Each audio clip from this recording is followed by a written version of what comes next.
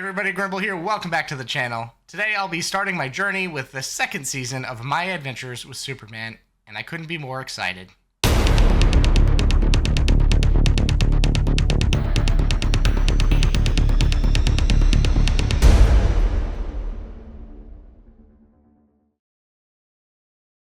Like I said, guys, super excited for this.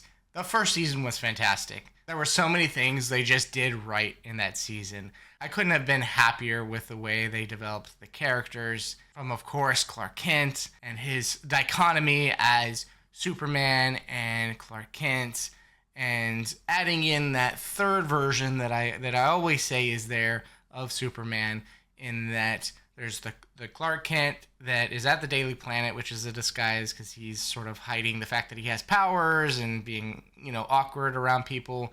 And then there's the Superman, which is also disguised because he's having to be this perfect superhero being, always doing and saying the right things, creating an image of himself, more or less. And then there's the Clark Kent that you used to see only at the Kent farm, and that's where he is himself. That is him as a person. That is the real Clark. He doesn't have to hide his powers, and he also doesn't have to pretend to be this perfect superhero or a symbol in what he is as Superman. And this series just captured that perfectly.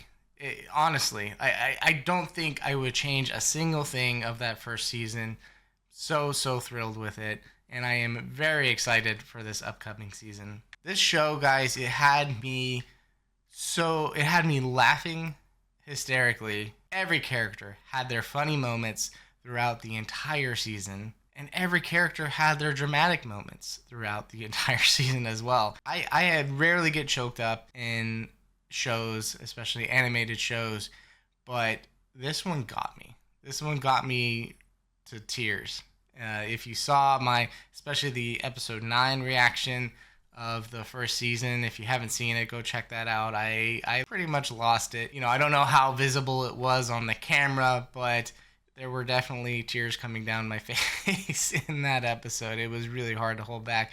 And then, of course, the last episode, season 10, the finale of the first season, it hit me too, when Lois thought that Clark was basically going to kill himself in order to save the world by putting this kryptonite into the ship and destroying it.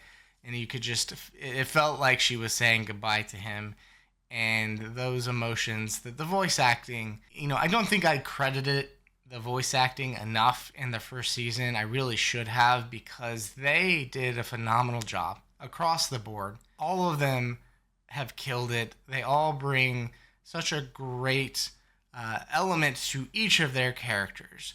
I believe it's I forget, Dennis Quaid's son who's playing Superman, although I heard they might be recasting him, which is, I have to look into why, because he did a fantastic job with Superman. But yeah, he was so energetic at times, and just his humor and wit and quickness, like that moment where he was really hyped up on coffee in one of those episodes because he was just getting the super hearing and he wasn't sleeping, and he's just like super excited and all over the place, and Jimmy, they have problems. Like, his line deliveries were just so funny and fun. But then when it was time to get serious as well, he was able to do that. And the same with the voice actress who played Lois. She just could dig deep into those moments, and you could hear the pain when Superman was flying off in that last episode to put the kryptonite in the ship, and she was screaming no. You can't help but get touched, and you just feel the emotions just come right out of you. And Jimmy has been such a surprise star for me of this series, because Jimmy's always there. He's always a fun character, but he's always a background character. He's always just somebody that kind of pops in every now and then and has his little adventures, but he's not ever really taken that seriously, and he definitely he's not a standout character in the Superman universe. Now, this Jimmy is fantastic. They have built this Jimmy up to be sort of the heart of the three of them, of the group. He's the one. He's really the glue that holds them all together. He is incredibly loyal and faithful to both of his best friends. And he's the one they go to for advice. So clearly they respect his thoughts and opinions. And not only that, the guy, I kept saying it through the entire first season, he knew it all. Jimmy was so wise. Jimmy the Wise, he knew about Atlantis. He knew about the gorillas. He knew about the aliens, obviously, and Clark. The guy just had some sort of connection to what is actually going on in the world and was able to verbalize it through his Flamebird app, I believe it was called. And it was just, Jimmy was a lot of fun throughout the entire season 1. And that is another thing that I just love about this show, is this trifecta we're getting between Jimmy, Lois, and Clark. And this is not just about Superman. It's really an ensemble cast. It's about the three of them going on these crazy adventures together, seeing all this stuff happen to the city. The romance between Lois and Clark is fantastic. It just hits on every level, and I'm so thrilled, so excited. And speaking of Jimmy, my boy Jimmy, going into this season 2, he's a wealthy man. He sold it. I think it was like $5 million he sold his app to the Daily Planet. The guy's loaded now, so he'll be able to buy some nice treats for his friends. And good for him, man. He deserves it. He deserves it. Such a loyal friend, such a good guy. I'm so happy that he was able to finally make something of his stream and get it out to the world, and people love it. And, you know, as a YouTuber myself, I can respect that. I know the feeling. It's exciting when you get those followers, when you get people that are enjoying what you're presenting to them. But of course, going into this second season, the biggest cliffhanger we got out of the first season was General Zod is coming. And he wants people to kneel before Zod. So we got the glimpse of Brainiac, who seems to be serving Zod and helping Zod find planets to conquer, I guess. That's kind of the vibe that I got. And Brainiac mentions that he found another planet that seemed to actually put up a fight and rebel. And Zod's like, not worried. They'll kneel just like everybody else. So it seems like Zod is going to be sort of the big bad of season 2. And I'm so excited to see how that unravels. So I've delayed long enough, guys. I could go on and on and on about the first season and how much I loved it, but I really want to get into this next season. So let's get started with My Adventures with Superman, Season 2, Episode 1. If you guys are interested in signing up to my Patreon, you'll be able to take advantage of ad-free content, 3 to 4 weeks early access to all reactions, which for the middle tier and above can include the full-length watch-along reactions. Those that subscribe to the highest tier will also be supporting my game and animation studio, Little Grim Entertainment. You'll have access to a sneak peek look at all of our upcoming games and animated shows. Oh, everybody loves him now.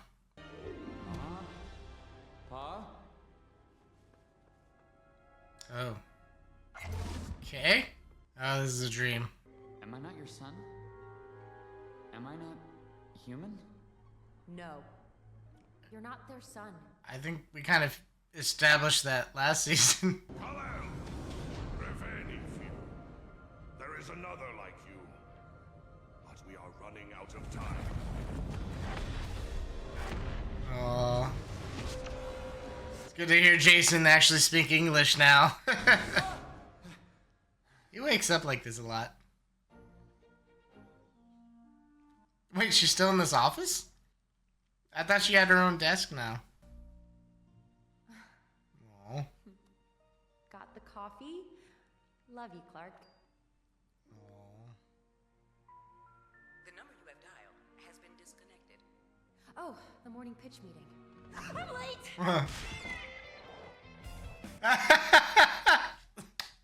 Yes. And you get a card. Yes. You better believe I've got a card for my best friend. Jimmy, how much did you spend on these? Doesn't matter. Money is no object. Yep. Anywho, what are you and Lois doing for Valentine's Day? I've got it all figured out. First, Oh, no. I'm gonna pick up Lois's favorite ramen, extra spicy for her, mild for me. You can't take spicy. I love that. Ramen is delicious. Then we'll sit on the roof of the Daily Planet and watch the sunset. You can't take spicy. I love that. On the roof? That's it! Darling, if you want a second Valentine's Day, you must go God. all out for the first. I don't think my plan is that bad. I even wrote her a poem. Yeah. Can you read my mind? Absolutely. That's from the Christopher Reeves film. Love it. God. Can you read my mind? Valentine's Day is canceled. What? Wow. Grinch? Gotham Gazette has scooped us on every major news story for months. Death from above! My Uh-oh. old college classmate Hank is the PR guy for Star Labs, the Hank. research group. According to him, they've been tracking an unusual meteoroid for the last 12 hours. A meteoroid that, if its orbit decays, will crash into the Earth. Yes. Yes. That's exciting stuff. And Jimmy will go too. Oh, Sam, I'm still waiting on your last video. Aw, Perry. Grimble is a one-man show. This man. Just make sure you post by 5 p.m. Hey, you okay? No, what should I do about tonight? Everyone thought my plans were, Bad? Boring? A great way to end your relationship? Way to sugarcoat it, Jimmy. I built that spaceship. Uh-oh. You should be begging me to work here. Maybe you should have thought of that before you helped Ivo build that suit and destroy Metropolis. Yeah. Not the best move on your part there, Alex. Hey, man. It'll be okay. You've got great ideas. But nobody wants to take a chance on them, right? Don't wait for someone to give you a chance. Make one. Oh, no. Path and find the people who will help you make those dreams a reality. Seems like a bad idea, Jimmy. Thanks, Jimmy Olsen. Alex, Jimmy! The purple and the green. Okay. See what they're doing. Hey, congrats on becoming a reporter. You said this meteoroid isn't like anything you've ever seen. How so? Well, for starters, it's vanished. We did manage to get pictures Sounds of like it a- before it blipped out over Antarctica. a ship. Here. Oh, yep. Sorry, gotta go. Forgot about that other story we're covering. The one about Superman? Right! It's not a meteoroid, it's my spaceship. What? What? How do you know? I saw a vision of it this morning, and then again 2 seconds ago. I thought it was a dream, but now, I have to find it and make sure it doesn't open another portal. Then I'm coming too. There's Aw. kryptonite in there, remember? Someone needs to keep you safe. and I'll rent us a plane. It's just a little bit of a hit. Why do I feel like he's gonna be broke by the end of this episode? This is where Star Labs said the ship disappeared. It looks like my vision, but it A Fortress of Solitude? isn't quite right.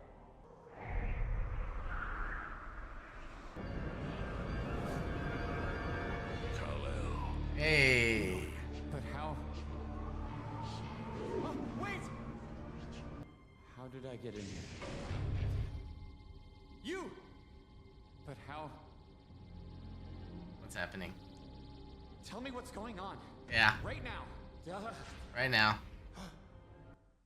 I am lost. Look! Oh.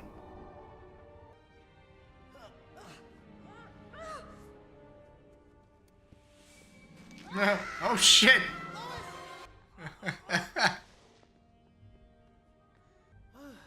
Poor guy. He was already stressed out about Valentine's Day, and now this happens. Wait, it's Valentine's Day? Whoopsies. Oh, that's not good. Run! Yep. These two. Why did you lure me in here? What even is this? Why did you try to invade Earth? Why did you save me after I stopped you from invading Earth?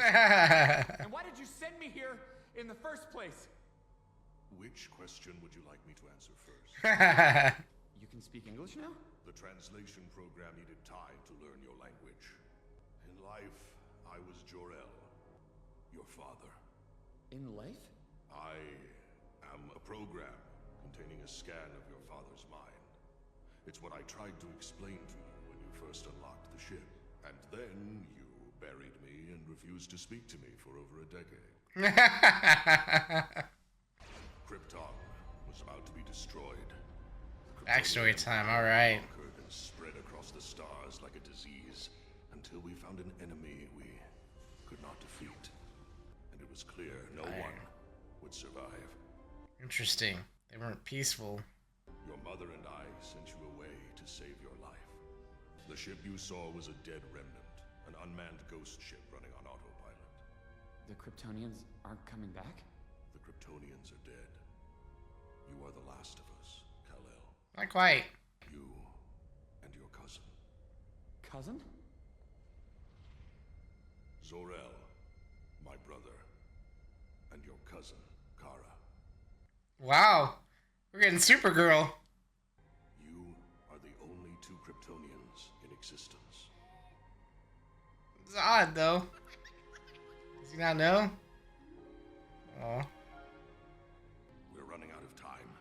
The ship's Brainiac system is trying to isolate the kryptonite in one spot, cycling in and out of dimensional space. But the ship can't maintain power much longer, and the Brainiac system is using too much energy to expel the invaders. Lois and Jimmy, they aren't invaders. They're with me. You brought them. Then what about the others? What? The others?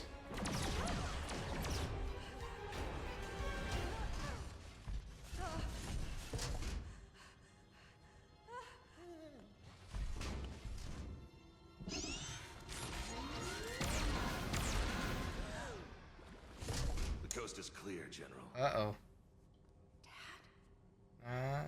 Excellent work, Damage. Collect as much of the tech as you can. Get it done before the next shift. She's the general now. I know Sam squirreled away more. Just need him to spill where. When we're back at HQ, I'll get him to tell us everything. Oh no. No. They have my dad. Not again.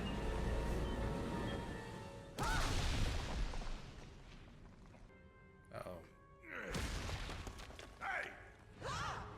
Hey! Explain this again. You brought your mate here. Fragile human mate who does not have any of our powers. And then you lost her. I was chasing you. Philo, I don't know how they do things here, but if I had done this to your mother, I would have to perform some sort of very grand romantic gesture to make up for it. I love this. Oh. Who the heck are you? They're with him. Stay away from my friends. Superman! Without your people's weapons, he would not have been able to build the technology to take you down! Damn. Who's this? Kind of feels like Bane, but that's a Batman villain. Damn. Oh no. That's kryptonite, isn't it? Is that all you got? Yeah.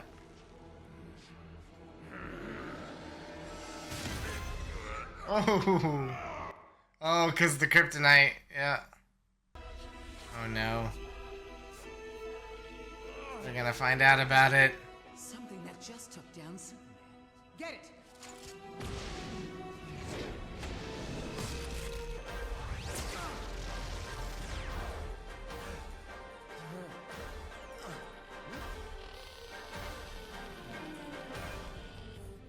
Go, Jimmy, go.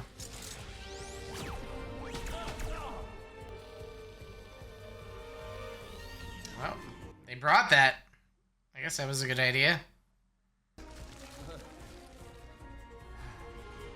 This is my ship, and you're Yep. trespassing. And you're outnumbered.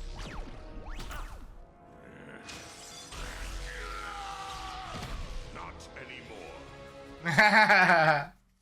Attaboy, jor-el. I guess the ship is fixed now.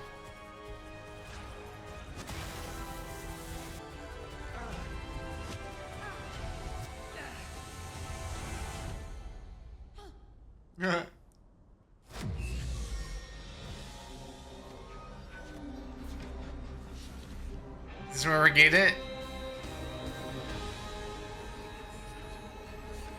Yeah, your fortress.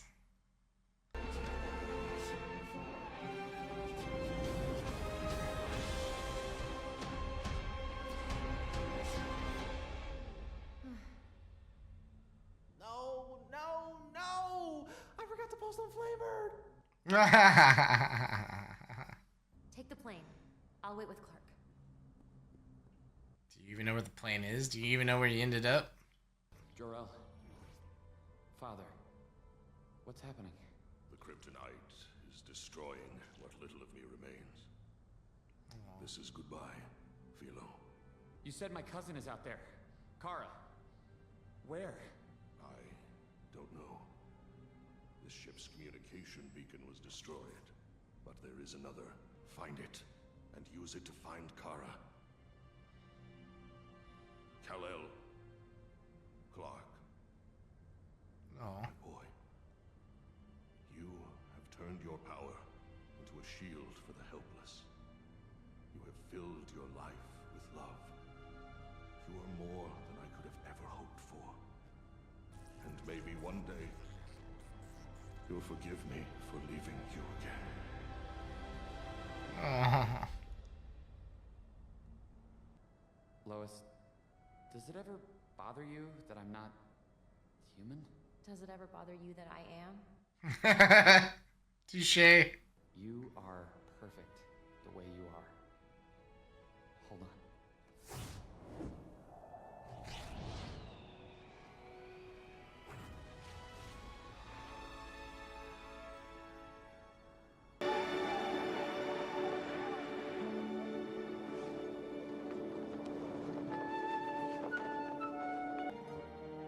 Can you read my mind? It's quite a view. Clark, I have something I need to ask you. I've got something I need to talk to you about too. Please help me save my dad. Your dad, the general? I heard Waller talking. They're holding my dad prisoner, all because he listened to me. And I know it's a lot to ask. I'd do anything for you, Lois. Thank you. Because there's nothing we can't handle together. Uh-oh. And we've got all the time in the world. Yeah.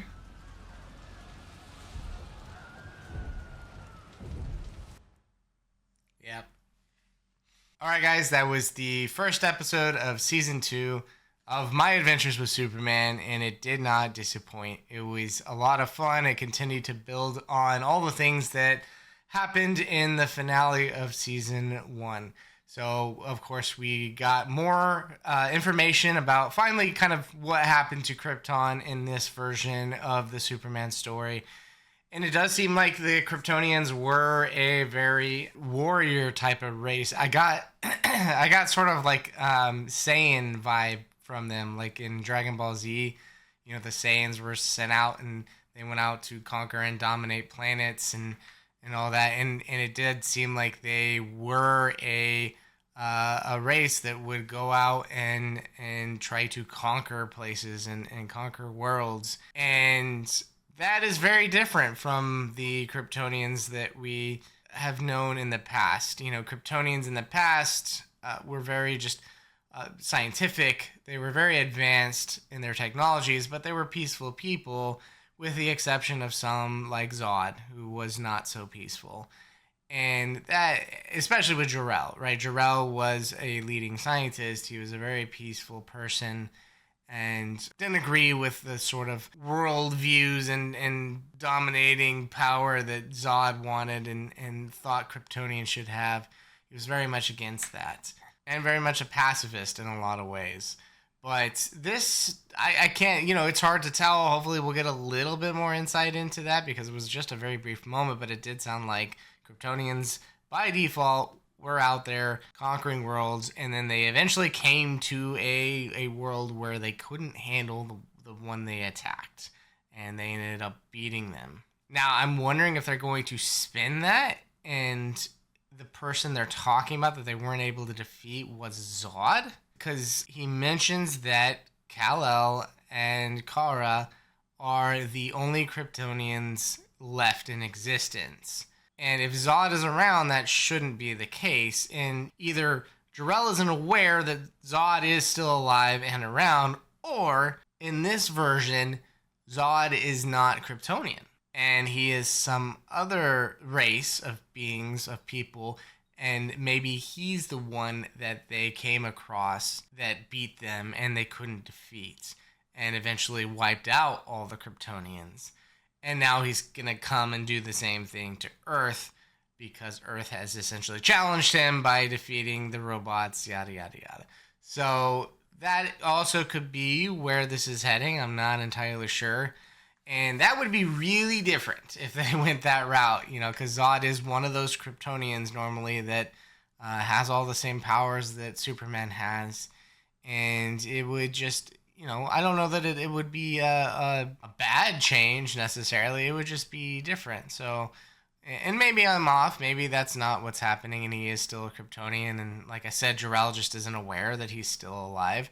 That would also make sense. But then if that's the case, it makes me wonder who the person they came across that they couldn't beat is. Maybe that's Darkseid. I kind of mentioned Darkseid a lot in Season 1 because I thought the technology that they were using, all the villains and all that stuff, might have come from Darkseid. But that didn't end up being the case. It was Kryptonian. And we saw that sort of showcased in this episode as well, because the kryptonite was affecting all the gadgets that these people were wearing, much like it infects Clark. And that's also something that's interesting and different, right? Because kryptonite is usually just something that's used against Superman. It has never been used against inanimate objects before. So seeing it used in this light against essentially anything Kryptonian is interesting. I like the twist. I like the change. It does add another dynamic to kryptonite other than just being used to take down Superman. It can also be used to take down all this tech that is being used throughout the world, which I think is really, really cool. And it does provide this conundrum of a situation for Jimmy and Clark and Lois, because there is all this tech out there that is in the hands of these bad people, and apparently one way to counter that is kryptonite, but of course if you get that too close to Clark, then it becomes problematic. So I like that dynamic. I like that it creates a solution while also being a problem at the same time, because it means that they can use it to help people and to save people, but they have to be careful with it, because obviously in the wrong hands, it could be devastating to Superman. Which, by the way, it does seem like it has fallen into the wrong hands. So Deathstroke, in the end, his sword that he was using, which I'm assuming was part of that Kryptonian tech, was infected with the kryptonite and growing crystals out of it. And so it looks like they were able to take that with them. And my assumption now is that they're going to be harvesting the kryptonite from the sword, maybe finding a way to replicate it and create more of it. And then, of course, using that against Clark. Now, we also got to see my friend Jason Marnocha, who voices Jor-el, get to finally speak some English this entire time. I was so excited to see him in this series, or hear him in this series, but he has been speaking Kryptonian this entire time, and I was like, oh, it's still great that he was cast as Jor-el, but I was like, man, it would be cool to hear him actually speak and have some real lines of dialogue in this thing. And so we kind of got that. He was really heavily showcased in this episode, so that was a lot of fun. He did a great job as Jor-el. I really, really loved his presentation. And I also loved the dynamic they showed between Clark and Jor-el in this episode. It's something that we've never seen before, ever, and that I'm aware of in a Superman series or show or comic or whatever, is them interacting together in a father-son dynamic kind of way. You know, him flying and having this little conversation, and Jor-el being like, well, man, if I did that to your mother, I would have to do something really romantic. You know, like just even a little humorous moment between the two of them. It was just very wholehearted and wholesome, and I loved that moment between the two of them. But it also makes me really sad if that is actually the end of Jor-el in this series. Like, if he's actually just gone and out of the picture, which I can see being the case because he's kind of a breadth of information, and having access to that all the time might be a little too convenient for the story, you know, and they have to create the challenge of Clark learning this stuff as he goes, but having sort of the encyclopedia that is Jor-el constantly there to ask questions to, that might just, you know, hinder that experience and that journey a little bit. As, you know, if I was a writer and telling the story, that's maybe what I would think. You know, we gotta have to put Jor-el aside, give Clark as much information as he can get in this small amount of time from Jor-el, but once he's gone, he's going to have to rely on other means in order to find the information about his past and about Krypton and where Kara is. So speaking of Kara, we got our first mention and introduction of Supergirl, which admittedly, I had seen screenshots somewhere. I don't remember. It was a website or something of Supergirl in this series. So it wasn't, unfortunately, a complete surprise to me that she's in this. I kind of knew ahead of time that she was going to be in it at some point.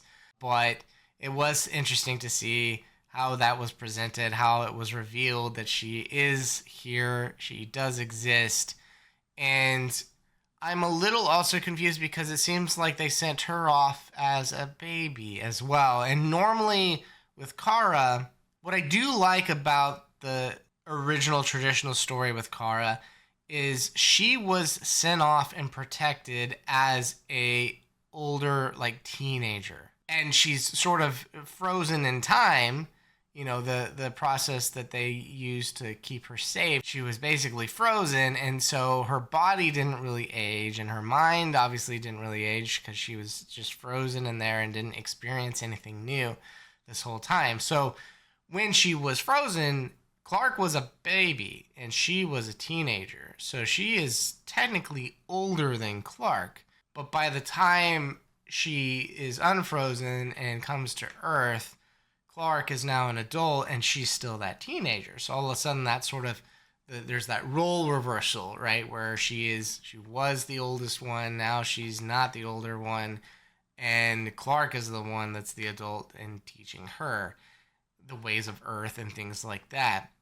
And what I love about that dichotomy is she was old enough to remember Krypton and the life on Krypton. And so she has different struggles trying to get used to the world, trying to get used to Earth and its customs and its ways, where Clark didn't really struggle with that because he was raised as a human since he was a child, since he was a baby.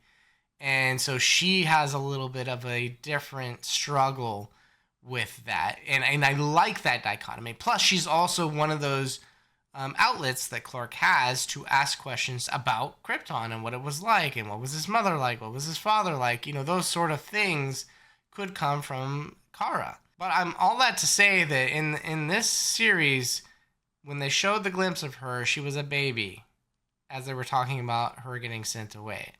And so if she is essentially the same age as Clark, then she's not going to remember Krypton either. She's not going to have all that insight. She's not going to be able to be that person for Clark. And I don't know. This series has earned the benefit of the doubt when it comes from me. You know, I love it so much. They've made some great decisions with the characters and great changes too. Like everything they've changed and adapted in this series, I've loved. There hasn't been anything I've hated. And so I will put this aside and say, okay, I'm willing to see how they present it and see how it comes. Just my initial reaction, if she is not a teenager, you know, was not sent away as a teenager and sent away as a baby and doesn't remember Krypton, you know, for me that is like a little bit of a disappointment, because I would have loved to see that, especially in this show where they focus so much on the characters and their interactions with each other.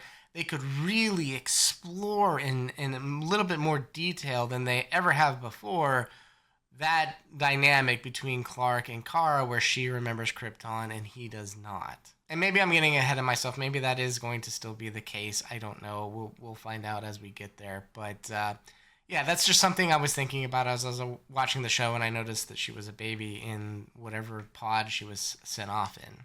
Now, I started to mention something in the reaction I realized, and I never finished my thought. When Jimmy was talking to Alex, that character that we'd seen in previous episodes that had built a bunch of the tech for parasites and all that, Alex was wearing a purple jacket with green on it and white. And those colors are Lex Luthor. Those are Lex Luthor colors. His name is Alex. And so it really, they've never said his last name, obviously. And Lex Luthor is a genius. He's technically minded. He's an engineer. All that stuff. This feels like a origin story for Lex. That is something that is very, very different. Obviously, because in normal Superman stories, when Superman is revealed to the world, Lex Luthor is already wealthy and in power and all that stuff and owns pretty much all of Metropolis. So that would be a big deviation from that part of the Superman story and mythos and Lex Luthor. But I really obviously get the feeling that that's who this is. This is Lex Luthor. This is sort of his beginnings as well. Kind of much like how they made Lois an intern at the beginning of season 1 instead of her just being this world famous reporter already. We saw her sort of rise to becoming a reporter, and we're going to continue to see her eventually grow into the Lois Lane that we all know and love, and the fame that she has along with that, and the Pulitzer Prize winning Lois Lane. That's probably coming. Much like that, we're going to see the same thing with Lex, is what I'm guessing, is his sort of origin story and his rise to becoming this wealthy business mogul that takes Jimmy's advice, unfortunately, and finds people that can appreciate what he's trying to do. What Jimmy probably didn't realize is he's going to find the wrong people to help him achieve his goals, which are not going to be very good-natured, I imagine. So, love you, Jimmy. You always try to help people and give them advice, but this one I think, screwed up on a little bit. You didn't sense the evil within this guy. I don't know why you wouldn't have, based on your previous interactions, but, hey, for all his faults, that's probably something Jimmy just, he tries to see the good in people. He tries to believe that there's good in people. So he sees this kid who's down and hurting and depressed that nobody's going to hire him anymore, and he tries to give him a pick-me-up, and that's so Jimmy, and you can't fault him for that, but I imagine that advice is going to be taken in the wrong way and used for something not so good. And then at the very end of the episode, we got yet another glimpse of Zod as he's floating over the devastation that he's causing. And again, it's just a tease. And like I said, I'm really curious to find out more about Zod. Is he Kryptonian? Is he not? And yeah, it was just a great introduction to this next storyline, this next phase of the story. And I'm super excited for the rest of it. So guys, tell me what you thought in the comments section. Did you enjoy this episode when you first watched it? What did you guys think of Jason Marnocha's performance as Jor-el?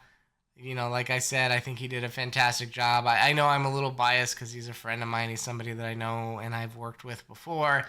But I really do. I think he did a fantastic job with Jor-el. I think he brought the serious tone to him, but also those moments where it was meant to be lighthearted and share those comedic moments. He did that really well as well. He pulled that off as even such a deep, serious tone that he normally has with Jor-el. He was able to do that. Yeah, guys, as always, please, if you enjoyed the content today, like this video, subscribe to the channel. It will really help me out if you do so. This channel is still pretty new. I'm still growing.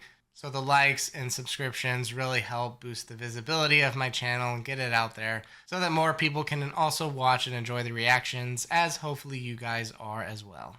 And of course, check out my Patreon page. A lot of great perks up there for you guys. Things like ad-free content, full-length reactions, and early access to the videos. I'm about 3 to 4 weeks ahead on all the shows that I watch, including this one. So if you would like to catch up to where I currently am, you can do that over on Patreon. And with that being said, I love this first episode of Season 2. I can't wait for the next one, and I'll see you guys in the next reaction.